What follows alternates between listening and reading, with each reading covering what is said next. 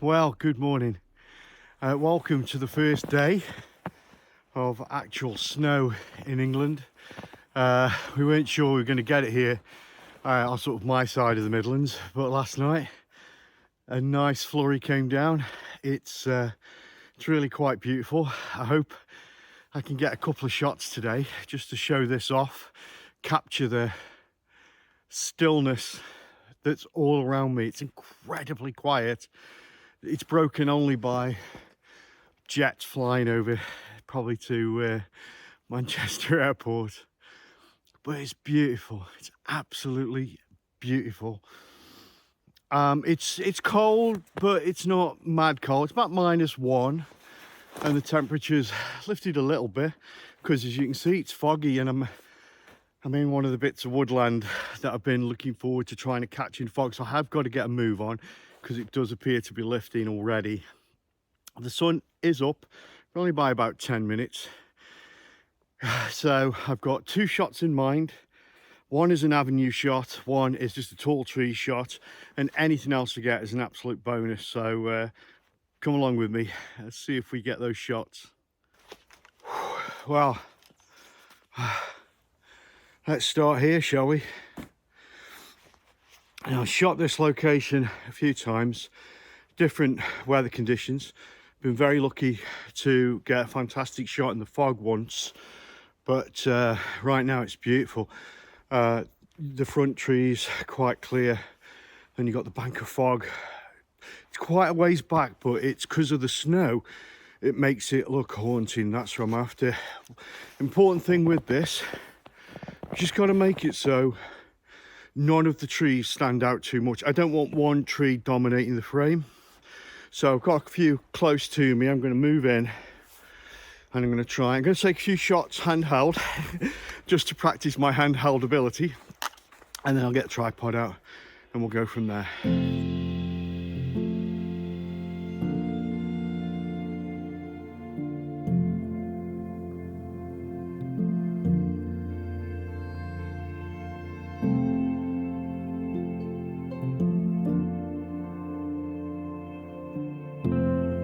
I seem to attract robins Don't know why. There's one, he's just checking me out, and he's flown right around me and he's landed just a couple of feet away each time. He's just making sure I'm no threat to his home. He's just looking at me right now. I'll try and get a shot of him, but I don't know how easy that's going to be.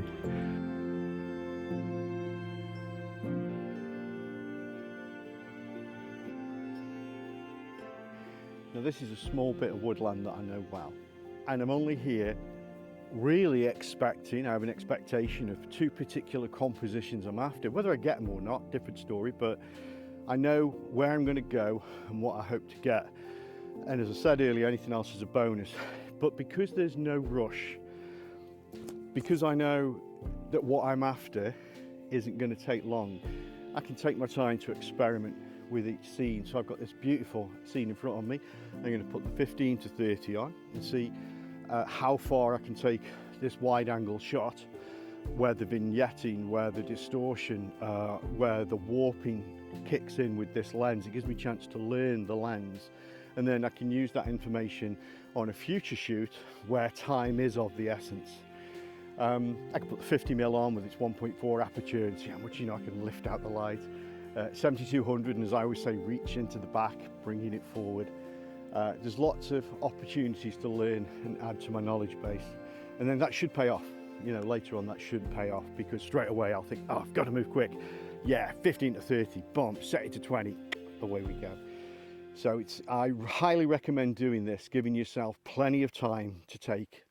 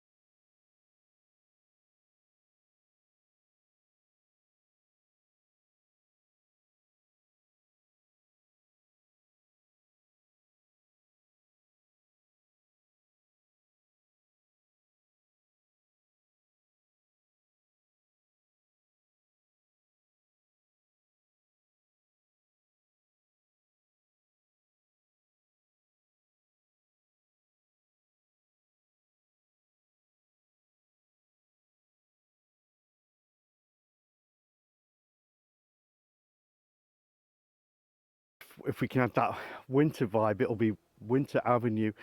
There's a few challenges, so I'll show you what they are now. Okay, you can see this tree here. This wasn't here. This is clearly fallen or been chopped down, I don't know. And so this is kind of in the way. Maybe I can make something of this though with foreground. This tree, this bad boy supplied the initial drop of leaves. It looked wonderful with its autumn colours. So if I kind of want to get this in, but this is going to be the issue. And then I'm not going to walk down there because I don't want my footprints in the snow. I'm the first person here, but you can probably see it's just a straight walk down there, and there's just enough of the mist bouncing the light of the snow to make it, I think, quite enchanting. So I'm going to do a few shots here, and then once I've done, I'll head back over there, especially as that's where all my stuff is. I'm that confident no one's going to be in here that I've left all my stuff there. Right, let's get cracking. Camera's quite low, so I've got a duck. These are absolutely shite tripods I've got. Snow tends to play havoc with you with your white balance, so an exposure. So I'll probably underexpose a little bit on this and see how that works. It won't be like a really long shutter either. It doesn't need it. So yeah, I'll show you it on the back of the camera. Okay, I think I found my way around it. This is all I've done. I've put the tripod into these branches now. I've decided they are too strong. They do distract, so now I'm going to take the shot, and I've just got my branch again because the lens is at 20mm. It's quite wide for my woodland shots anyway. It means I can take in these branches but completely avoid this big fallen tree here. Hopefully this has worked. I'm going to give you that shot right now.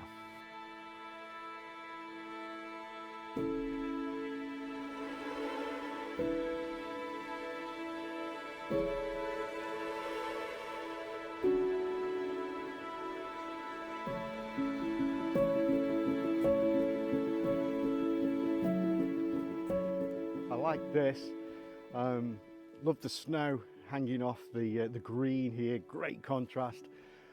Still a bit of mist, which is great. We've got the trail. Going to do a portrait shot, I think. I want to catch the branches. You can't see them, can you? You can't see them. There's branches from a tree that's closer, reaching into this scene, and I want to get them in. But I'm limited as to how much I can show you because I don't want to walk across the snow, or I'll be, oh, look at this over here. But I'm not going to be doing that. So yeah, going to get this shot.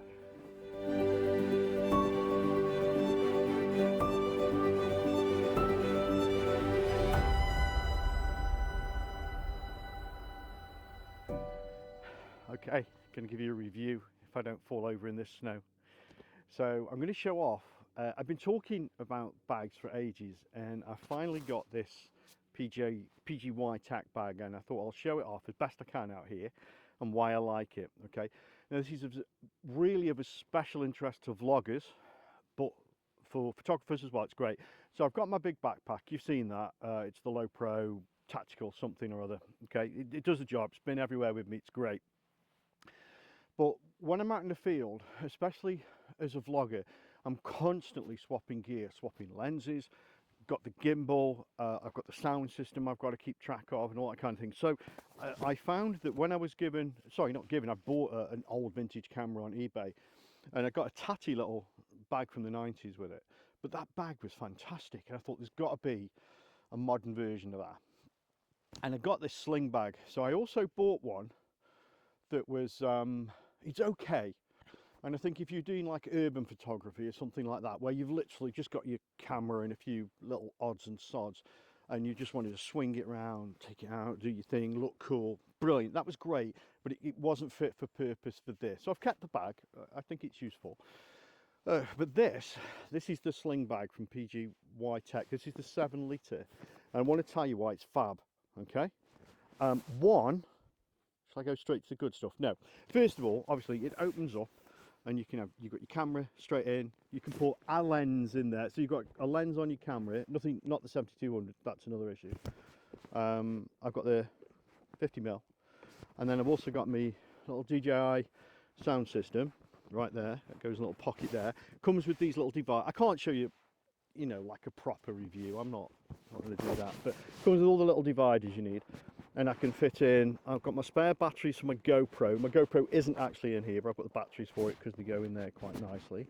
And if you think about it, I've probably already got the GoPro on, and then all I need, oh, battery's going. I can just reach into this, pull the battery out. It's got a few, I love pockets. Oh, I love pockets.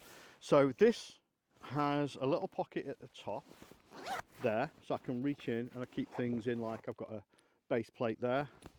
Don't know why, I've already got enough base plates on me. Oh, it's because I've got the other camera. It's got, this is good, little zip here.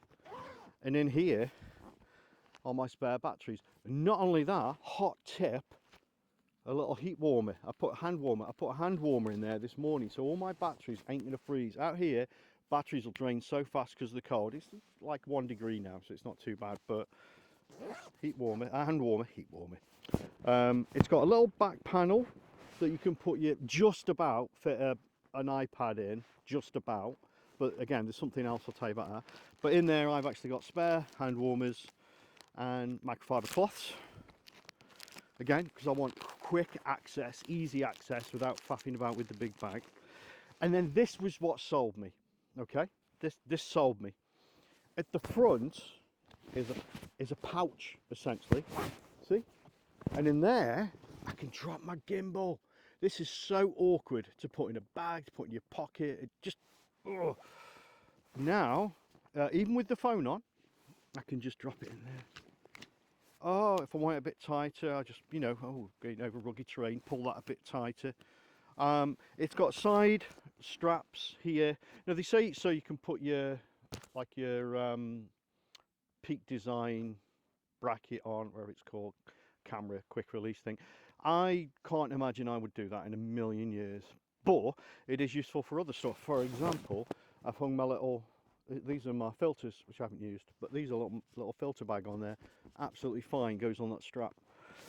So the final thing, one more thing, there is a couple of bits to it, but like for example, it's got a soft shoulder strap, which is handy, only it's disappeared around my back. There we go, soft shoulder strap.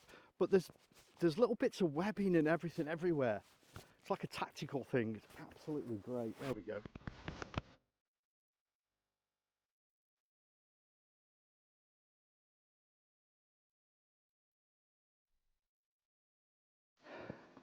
Okay, arguably this is a bit too busy. I liked the fact, I've done this before, the sort of tiger stripes on trees. I don't know if you can make that out, but the way the snow has hit them with the wind, it's striped the trees. You get this on the roaches a lot. But then there's that fallen tree in the background there, which I kind of like.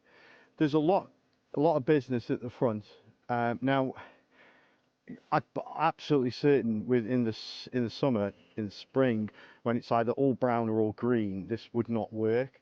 And maybe this won't work now, but I'm going to give it a go. The other thing I like about it is that I'm essentially shooting a black and white shot, but I'm not using black and white. Maybe I will. But anyway, something appealed to me. I just like the way that fallen tree is. I like the patterning on the trees of the snow that's around it. I have a 50mm on at the moment, but I don't think it's wide enough from here to take it all in. So I'm going to put the 15 to 30 on, just so I can bring in the trees at the side that are a little bit closer, and that is a danger that they're too strong. Maybe I will have to, you know, get into it and avoid these, which would be a shame, but because there's a couple of nice ones here, but there are some, if you see, parallel almost with the fallen tree, and that might do the job for me. So bang this one out now.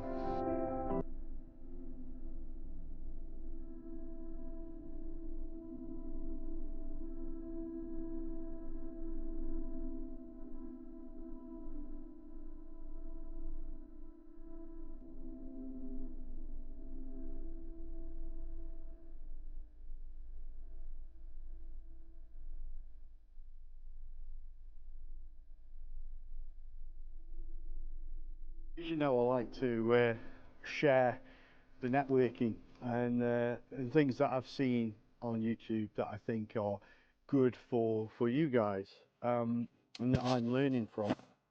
So watched a guy, it also helps if you follow me, by the way. But I watched a guy, he got left a comment, and so I had a look at his videos, and I think it's Chris Homer.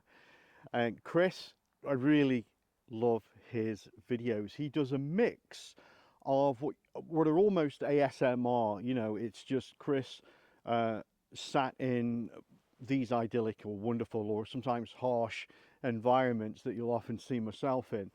And he films it, sometimes he chats to you, sometimes he doesn't, he just lets the sound that's all around him come over on the video. And I'm currently working through his catalogue. I absolutely love them. and he does some reviews as well. So there can be he's not a Canon boy, so unfortunately, so not that much use to me in that respect. But much like I like listening to Craig Yates and Dave of Dave's Epic Phone Photography, I've probably got that name wrong again, sorry Dave. And in the same way that I like listening to Courtney Victoria as well, is that they all have a presentation style that's just music to my ears. Sometimes it's exciting, but usually it's actually quite relaxing. And again, I have to wonder why all of these people that I recommend are diametrically opposed to the way I do things. But Chris Homer, I just think it's beautifully shot. And I may have mentioned, if you're a follower of the channel, you'll know I'm very interested in really improving my videography, my cinematography even. I want to make that better, and watching these folks do their thing gives me some great tips. So yeah, go check out Chris. Hope you enjoy his stuff. Oh, right, I've made myself a little sit down place. Fortunately, I've got my waterproof pants on. I thought I'd take a moment to do a bit of self-advertising.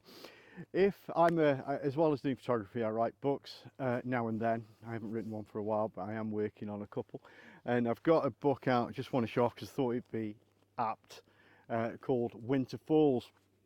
And this was the first novel I wrote when I left university. I'd done a master's and I was filled with writing in my head and had to get it out, and this is what ended up coming out. So I recommend this to virtually no one, except if you're a fan of H.P. Lovecraft, and especially a short story, a novella actually, that he wrote called A Shadow over Innsmouth. This was my attempt to write a follow-up, a sequel, set in the modern day. I have a particular style, which is a kind of laconic storytelling. I think what's interesting is the cover was a photograph that I did up at the Roaches, and the robin's back. It's like one of the reasons I sat down is I'm going to have a bar of chocolate, but I thought if I sit down the robin might come investigate me, so I'm going to try and get some video footage of him now.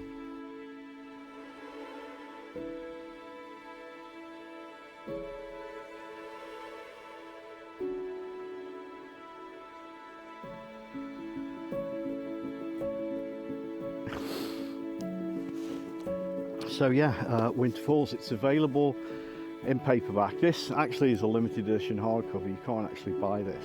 That's how cool I am. But you can get it in paperback. Do robins eat chocolate? Probably not. It's probably bad for them.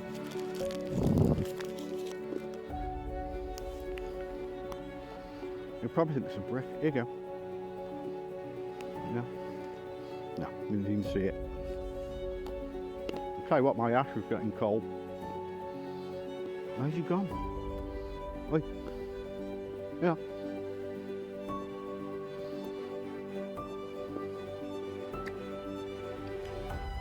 He hasn't seen a single bit of it. Yeah.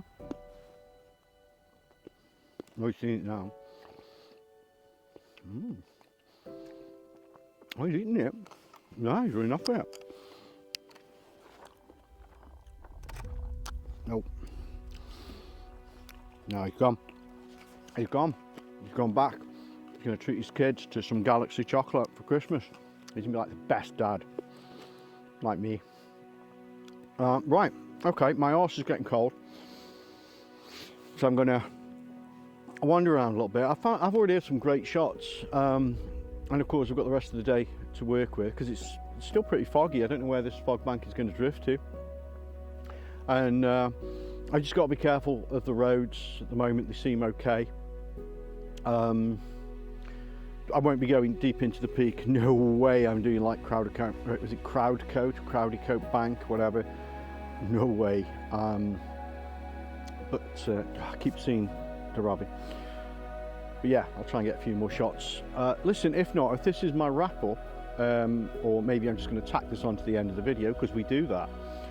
Thanks for dropping by. Don't forget to buy Winter Falls from Amazon by Eddie Skelton, and only buy it if you just want to support me, or you've an interest in Lovecraftian horror.